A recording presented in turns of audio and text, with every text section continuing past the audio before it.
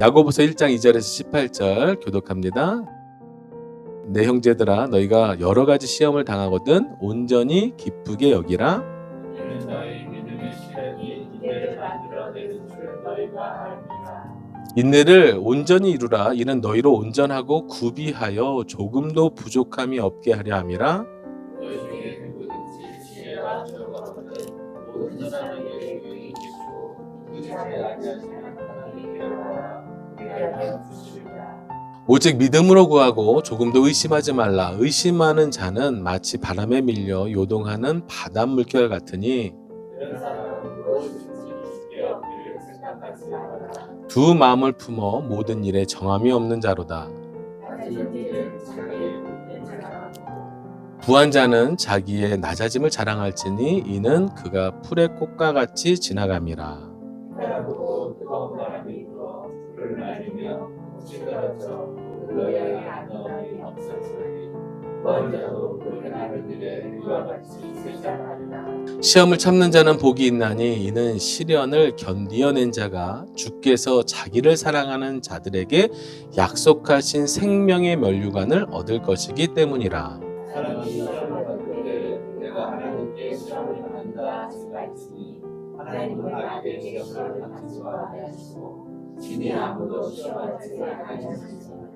오직 각 사람이 시험을 받는 것은 자기 욕심에 끌려 미혹됨이니 욕심이 인간의 죄를 하고 죄가 사상을 하니라. 내 사랑하는 형제들아 속지 말라. 그러나 좋은 은사와 온전한 성품이 자비로부터 그들의 아버지께로부터 내려오나니 그는 하나도 없으시고 자자는 그리자도 없으시고. 함께 읽겠습니다. 그가 그 피조물 중에 우리로 한 천 열매가 되게 하시려고 자기의 뜻을 따라 진리의 말씀으로 우리를 낳으셨느니라. 아멘.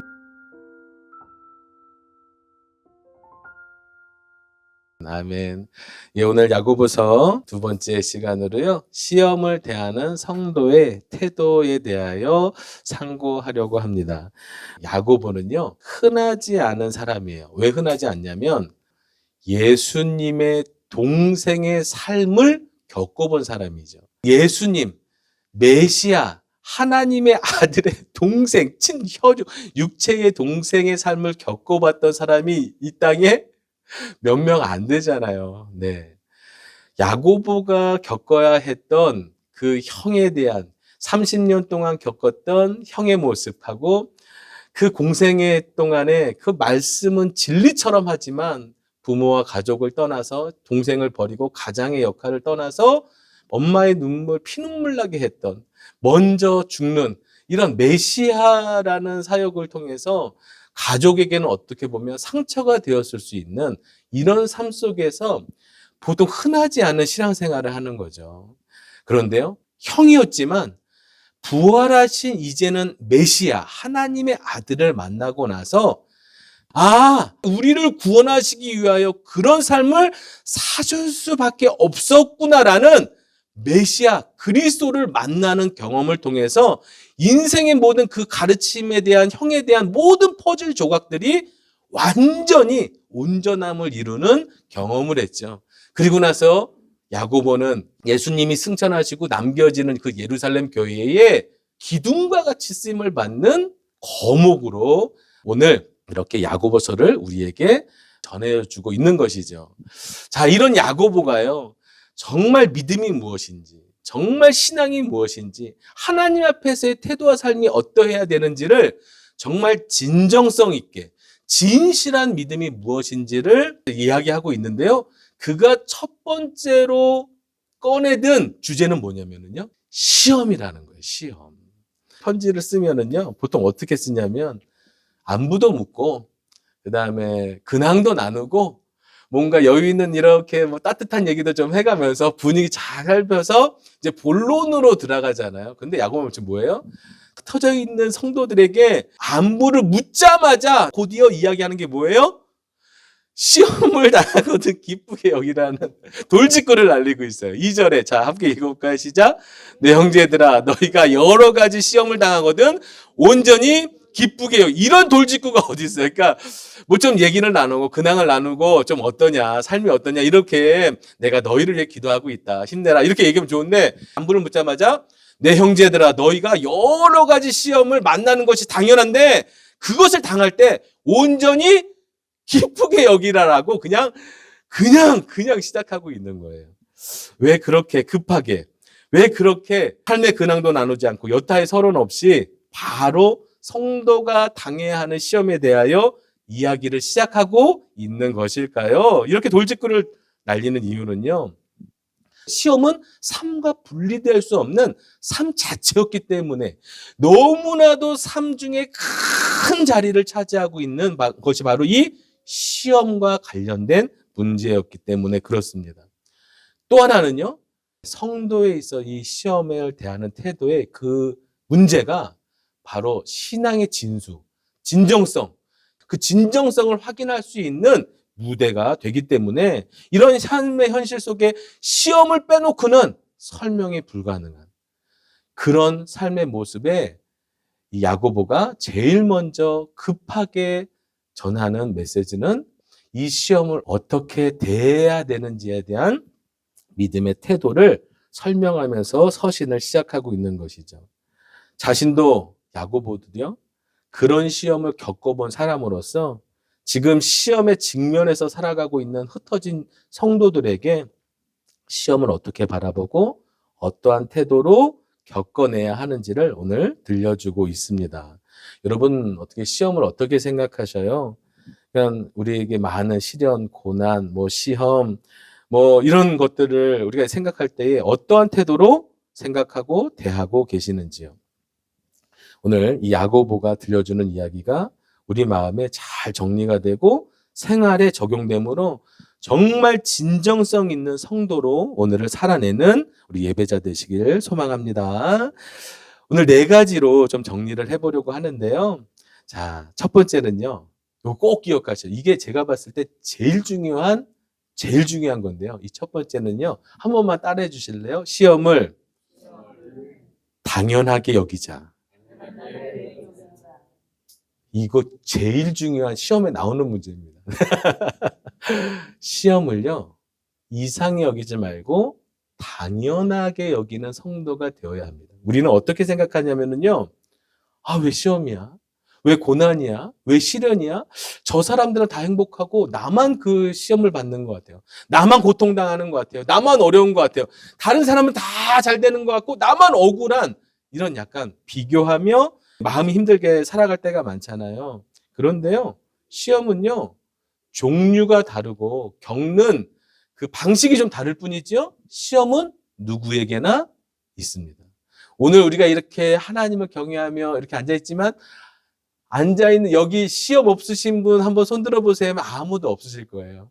사람을 통해 받건 물질을 통해 받건 아니면 관계 또 어떤 상황, 정황, 이웃 이렇게 부부간의 자녀의 여러 가지 요소를 통해서 수많은 시험들이 우리에게 늘 존재하고 있는 것이죠. 그러니까요. 나만 겪는 시험이 아니고요. 누구나 겪는 시험이에요. 그리고 이번에만 있는 시험이 아니고요. 언제나 있는 시험이에요. 당연하게 받아들이는 태도가 시험을 이겨낼 수 있는 가장 중요한 믿음의 태도 중에 하나라는 거예요. 그러니까 시험이 왜 나한테만 이렇게 시작하면 벌써 뭔가 넘어질 준비를 하고 계신 거예요. 시험 왔네? 당연한 게 올 게 왔구나 라고 누굴 통해서 오건 무엇 때문에 오건 당연하게 여기는 것이 믿음이라고 그것이 신앙의 실력이라고 말하고 있는 것이죠. 나는 운전면허 시험을 치고요. 자녀는 수능을 보는 거예요. 시험의 종류가 다른 것이죠. 그러나 누구에게나 주어지는 삶의 과정 속에 시험은 반드시 주어지게 됩니다. 이상하거나 특별한 일이 아니죠. 삶의 일부라고 말씀드리고 싶어요. 그냥 삶의 일부입니다.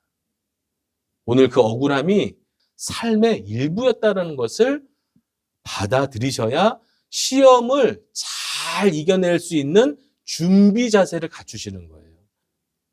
바다에 파도가 없으면 정상일까요? 작던 크던 파도가 반복적으로 치며 그것이 바다인 거죠.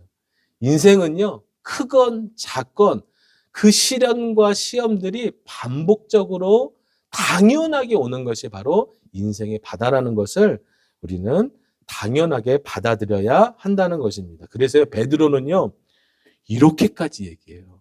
사랑하는 자들아, 너희가 실현하려고 오는 불시험을 이상한 일 당하는 것 같이 이상히 여기지 말고. 아멘.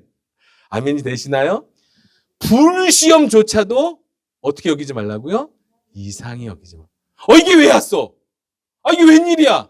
이게 나한테만 이렇게 여기지 말라라는 거예요. 성도에게 시험은 당연한 것이다.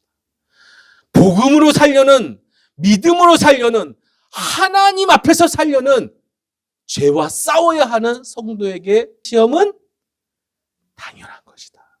그것이 육체의 문제건, 물질의 문제건, 앞날의 문제건, 가족의 문제건 상관없이 그 시험 속에서 뭘 싸우게 되냐면요, 죄와 싸우고 유혹과 싸우고 그 믿음을 지켜내기 위한 것이 곧 불시험이거든요.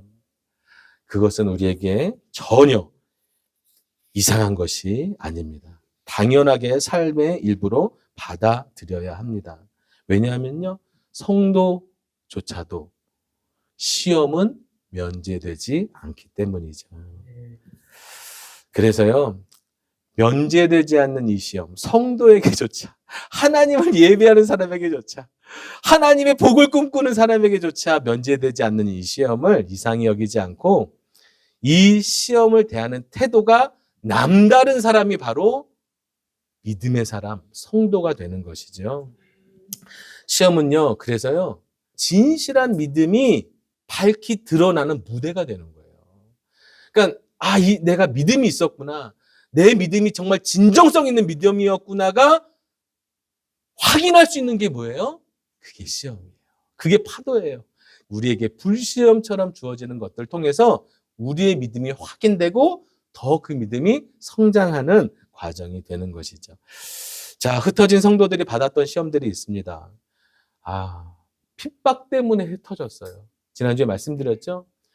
그 예루살렘의 유대인들의 극심한 핍박으로 인하여 모든 그리스도인들이 흩어지는 상황이 발생했고, 그리고 그 흩어진 고향을 떠난 곳에서 믿음을 지키며 그 척박하고 의지할 곳 없는 곳에서 믿음을 지켜내며 살아가는 삶은요, 너무 가난했고요, 핍박 때문에 너무 마음도 힘들었고요, 또 교회 안에서조차도 그럼 이 교회가 건강하고 진실하고 단단하면 얼마나 좋아요. 그런데요, 야고보서를 읽어보면 야고보가 이렇게 편지를 쓰면서 다루는 내용들을 보면 교회에서조차도 시험을 당하는 일들이 있다는 것을 알게 되는 거죠. 핍박을 당하고 너무나도 경제적으로 삶으로 힘든 삶을 살아가는데 교회에서 좀 위로가 되려나 왔는데 교회에서 말로 시험을 당하고요. 그리고 차별을 당해요. 진정성 있는 진실한 믿음이 느껴지지 않아요. 교회에 대한 기대를 갖고 갔지만 그곳에서조차도 다툼과 시기가 있는 것을 보며 그 당시의 성도들은 안과 밖으로 그 시험이 삶의 일부분이 될 수밖에 없었던 것이죠. 자, 그래서 야고보는요, 그냥 안부를 묻자마자 이 시험을 얘기하는 거예요. 이 시험은 곧 그냥 삶이다. 삶의 일부분이고 아이들이 치르는 중간고사는 잠깐 시험을 치른 다음에 텀이라도 있잖아요. 쉬어갈 수 있는 텀이라도 있지만 인생의 시험은 텀조차도 없어요. 오늘 겪었다고 없어지는 것도 아니고요. 다 치렀다고 끝나는 것도 없고요. 내게 지금 시험을 치르고 있다고 해서 또 다른 시험이 주어지지 않는 것도 아니에요. 그러니까 겹겹이 올 때도 있고 막 올 때도 있고 감당할 수 없는 시험이 그렇게 주어질 때도 있는 것이 바로 인생이라고 말하고 있는 것입니다. 자, 그래서 첫 번째 꼭 기억하셔야 돼요. 이게 믿음으로 시험을 이겨낼 수 있는 첫 번째 우리의 태도가 되는데요. 그건 뭐예요? 시험을 당연하지. 아이들이 좋아하는 게임 있습니다. 당연하지. 누가 무슨 말 하든지 당연하지 하는 게임 있는데 시험은요, 당연하다고 우리 마음의 기본 베이스로, 믿음의 베이스로 또 삼으셨으면 좋겠어요. 자, 그리고요, 두 번째, 하나님의 목적이 있음을 분명히 인식하는 거예요. 다시 한번 읽어볼게요. 시작. 내 형제들아, 너희가 여러 가지 시험을 당하거든 온전히 기쁘게 여기라. 좀 이상하지 않나요? 시험을 당했는데 온전히 기쁘게 여기래요. 시험을 당했는데 기뻐하는 성도님들을 보신 적 있으신가요? 예를 들어 드릴게요. 직장 상사로부터 모욕과 수치를 당했는데 와, 신난다 라고 하실 수 있는 분 계세요? 자녀들의 삶이 망가지고 앞길이 막막한데 와, 우리에게 이런 고난이 있어, 와, 신난다, 이런 성도님 보셨어요? 오늘 말씀 뭐라고 하고 있어요? 시험을 당하거든 온전히 기쁠 수 있나요?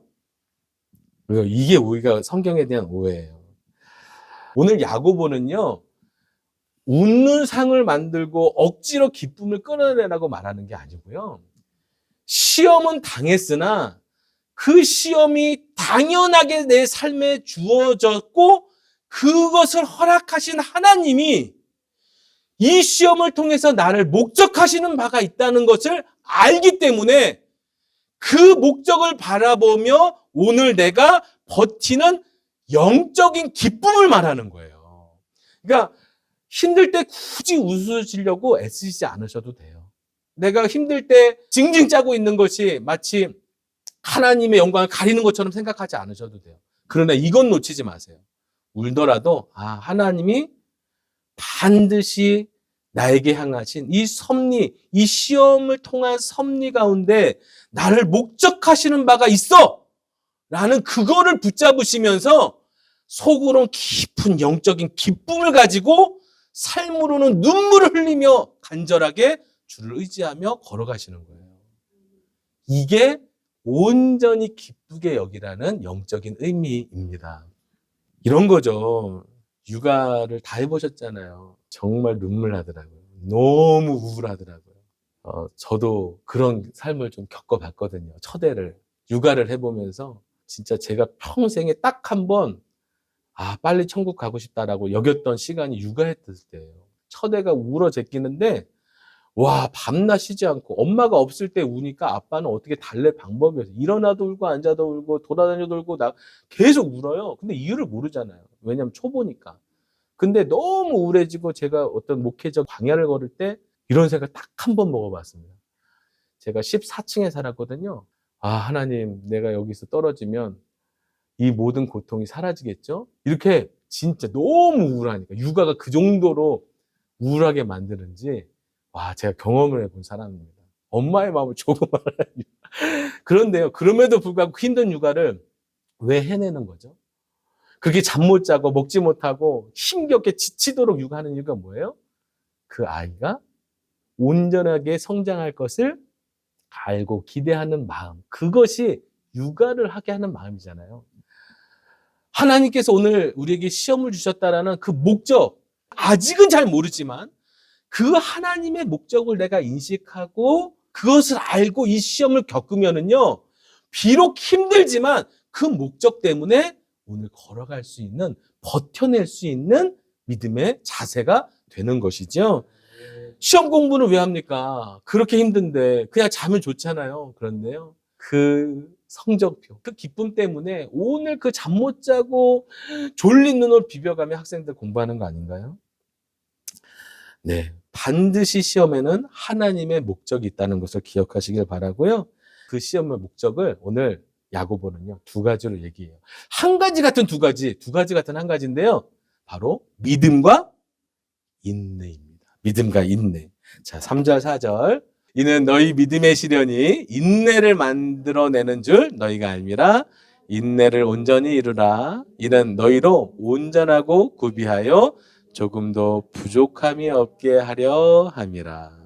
믿음 가운데 인내가 장착되어서 온전하여 조금도 부족함이 없는 믿음, 견고한 믿음, 단단한 단련된 믿음이 된다라고 야고보는 말하고 있어요. 우리가 함께 동행하는 성도님들 보면 우리가 판단할 수는 없지만 저분의 믿음과 저분의 믿음이 좀 다른 것 같다라는 그런 느낌이 오잖아요. 어떨 때 느끼시나요?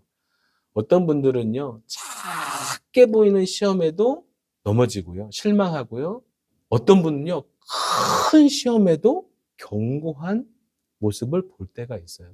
와, 어떻게 저걸 버티지? 어떻게 저걸 아무렇지 않게 저 상황에 예배하지?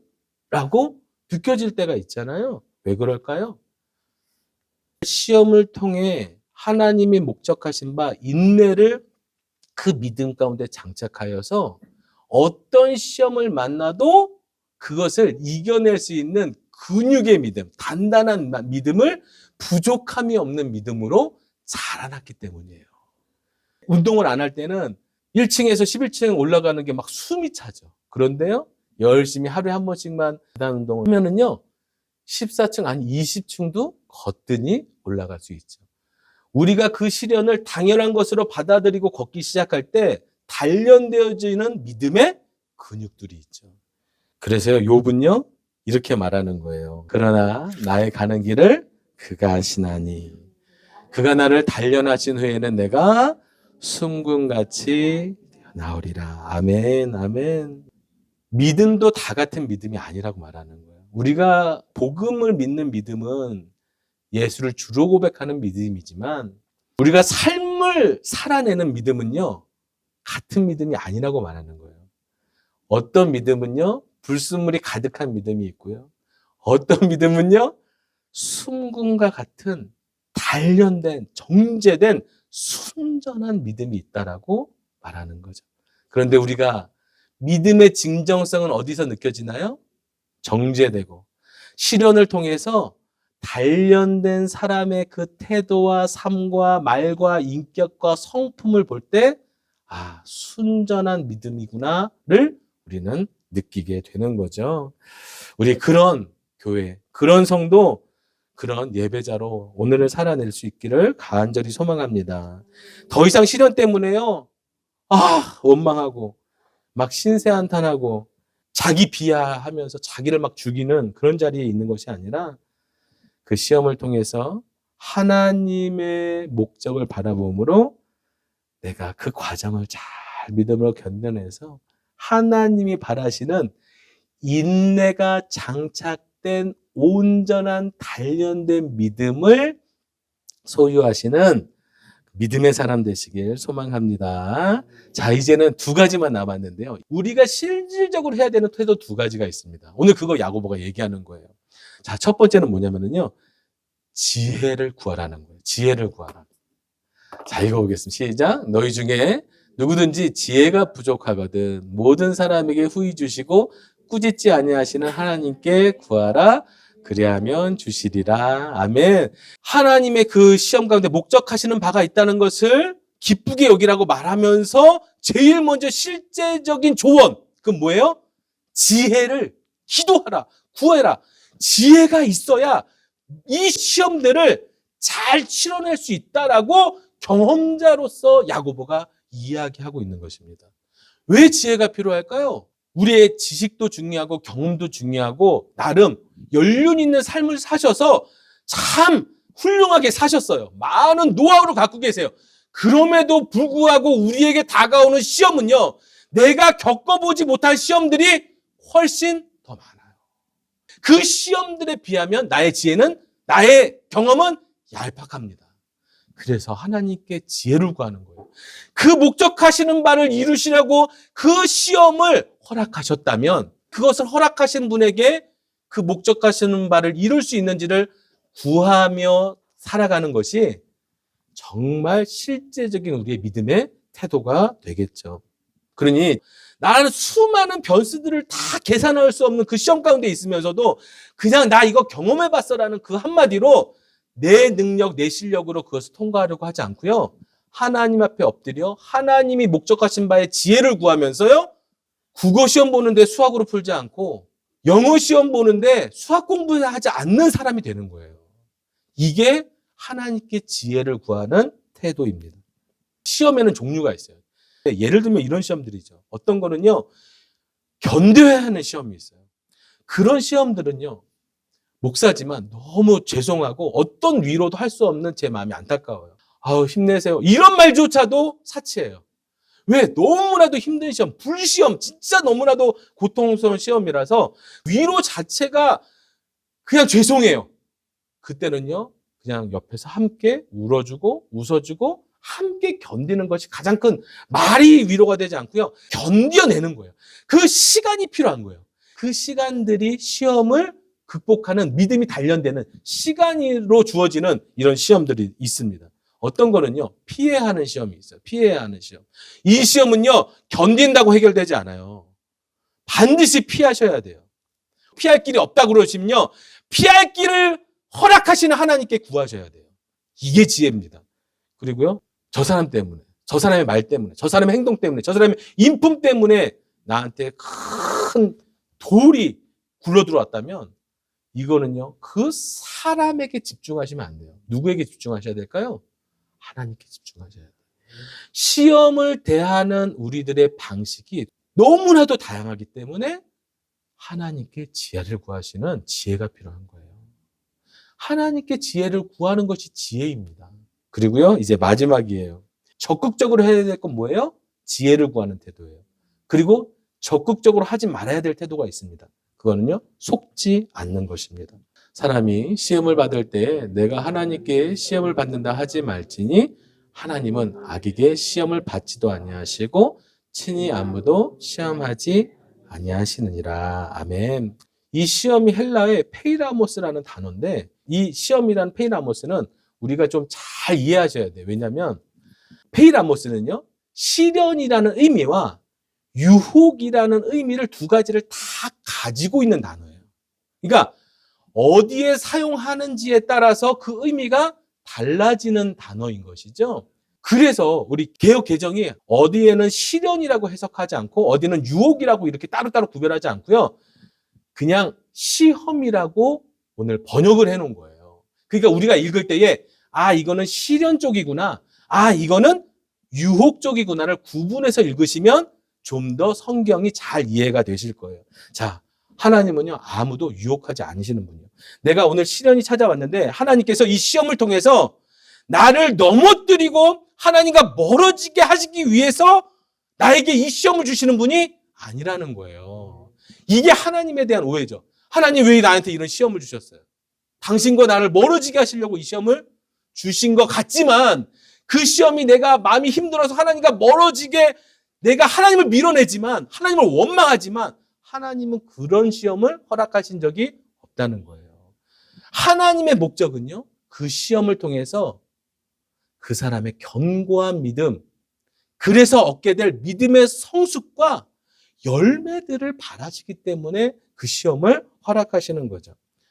그래서 야고보는요, 아주 그냥 단호하게 하나님은 아무도 시험하지 않는다라고 이렇게 선언을 하는 것이죠. 오해하시면 안 돼요. 이 시험의 대부분은요, 야고보는 이렇게 말합니다. 시작. 오직 각 사람이 시험을 받는 것은 자기 욕심에 끌려 미혹됨이니 욕심이 잉태한즉 죄를 낳고 죄가 상상한즉 사망을 낳느니라. 아멘. 사실 많은 부분에 있어 시험들은요, 우리 죄와 관련돼 있어요. 우리의 욕심과 관련돼 있어요. 우리의 욕망과 관련돼 있어요. 더 가지려고 하다가 오는 시험들이고요. 다른 사람한테 더 이 권위를 부리려다 하다가 오는 시험들이고요. 나를 위해서 뭔가를 채우려고 하다가 주어지는 시험들이 인생에서는 훨씬 더 많습니다. 그리고요, 하나님께서는요, 그렇게 욕심으로 인하여 생겨난 시험이라 할지라도 하나님 그 시험을 우리 안에, 우리의 삶에 허락하셔요. 왜냐? 그 시험을 통해서 그 사람의 믿음이 더 성숙해지기를 기대하시며 그 목적하신 바를 이루어 가시기 위하여 허락하시는 거죠. 근데 간혹가다 정말 어쩔 때는요, 원인을 내 안에 죄를 찾아봐도 어떤 걸 찾아봐도 그냥 이유 없는 시련인 것 같은 것들도 있어요. 맞아요. 이미 이 땅 가운데에 죄가 시작이 됐고요. 우리는 수많은 죄인들이 살아가는 세상 속에서 죄의 영향력을 주고받으며 그 시험을 주고받으며 사는 거예요. 이미 죄된 세상에, 망가진 세상에 필연적인 것이 시험이 되어버린 거죠. 우리도 그 시험에서 면제될 수 없다고 말씀드린 거고요. 그럼에도 불구하고 그 억울한 시험을 허용하시는 하나님의 뜻이 반드시 있다는 것을 오늘 기억하면서 이렇게 하나님 앞에 적극적으로 하지 말아야 할 것, 그것이 뭐냐면 스스로 속지 않는 것. 하나님 나쁜 분이야. 하나님은 나를 망가지게 하시는 분이야. 이건 하나님이 주신 거야 라고 속으면서 스스로 하나님에 대한 오해를 품고 살아가는 것이죠. 그것은 절대 하면 안 된다라고. 그것은 시험을 통과가 아니라 시험 가운데 자신이 완전히 무너지도록 하는 가장 결정적인 이유가 되는 것이라고 오늘 말하고 있는 거예요. 하나님 어떤 분이세요? 시험을 주시는 분이 아니라 어떤 분이시죠? 17절 읽어보겠습니다. 시작. 온갖 좋은 은사와 온전한 선물이 다 위로부터 빛들의 아버지께로부터 내려오나니 그는 변함도 없으시고 회전하는 그림자도 없으시느니라. 아멘. 인간은 항상 그림자를 갖고 살아가잖아요. 어두운 부분. 하나님은 그림자도 없으신 분이에요. 오직 선만 있으신 분이죠. 악한 의도, 악한 동기, 어떤 내면에 안 좋은 그 동기로 우리를 망가뜨리시는 분이 아니시라는 것이죠. 모든 선물, 은사, 좋은 것들은 누가 주시는 거예요? 하나님 주시는 거예요. 가장 중요한 선물이 뭔가요? 생명, 구원, 영생의 선물이시죠.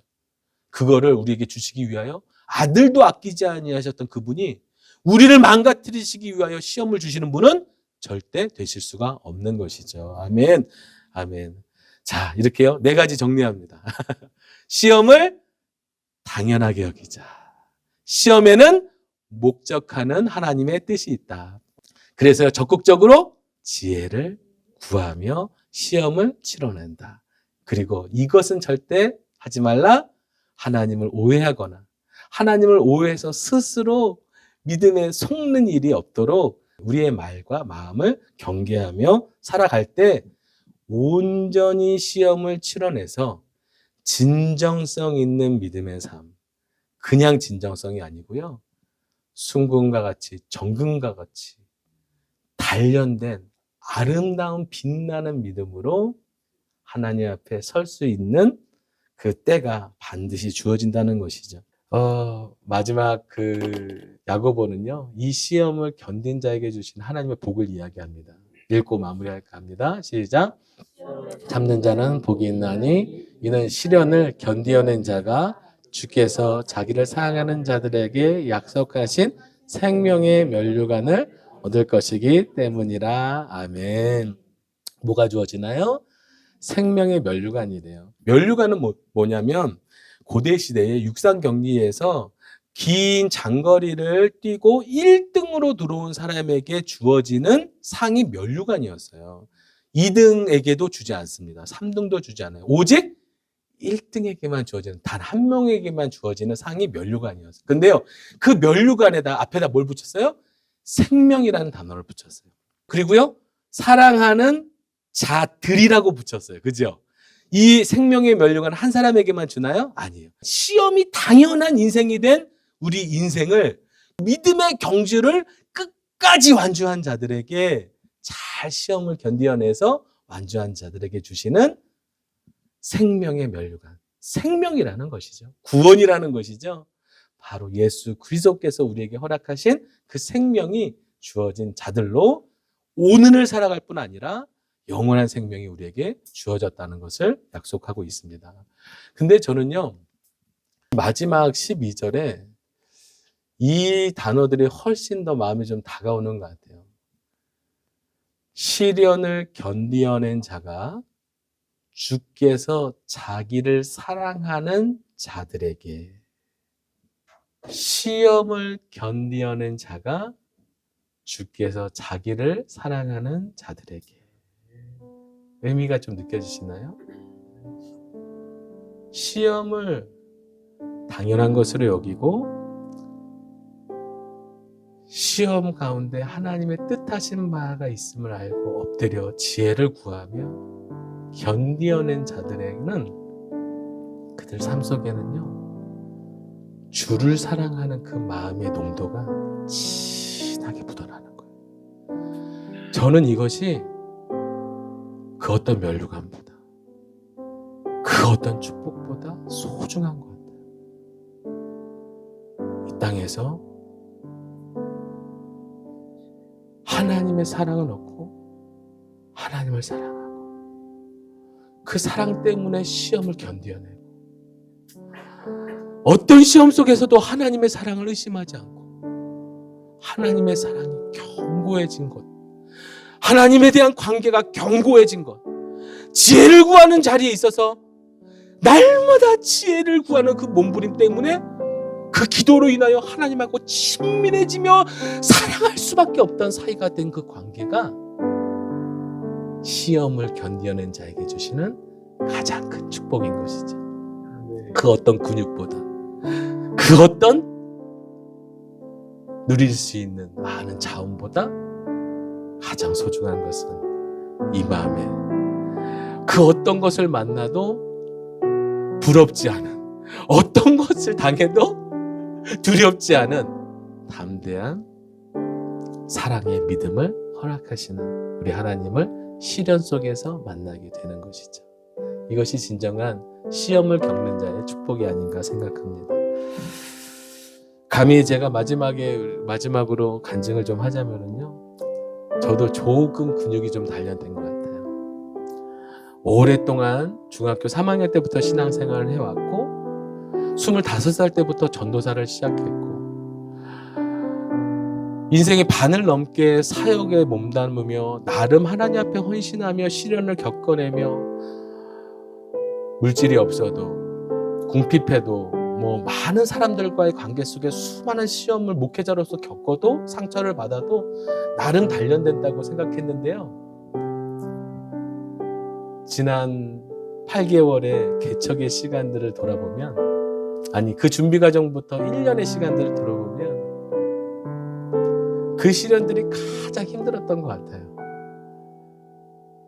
정말 없었고 정말 두려웠고 정말 우리만인 것 같았고 정말 광야였고, 그런데 그 시간을 하나님의 목적하신 바를 기억하며 힘들 때마다 엎드려 하나님께 은혜를 구하고 걸어왔던 그 단련된 시간들이 이제는 웬만한 것 같고 두렵지가 않은 거예요.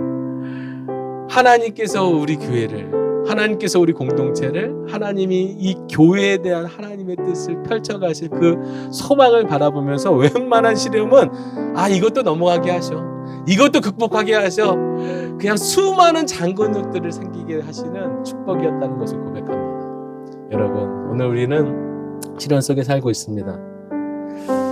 그 시련을 당연한 것으로 여기고 하나님의 뜻 가운데 진실하게 믿음을 향해서 걸어가면서요, 그 끝에서 만나는 깊은 하나님의 마음, 사랑, 우리의 성품, 인격, 믿음을 단련시키는 그 축복을 누리는 예배자 되시길 소망합니다.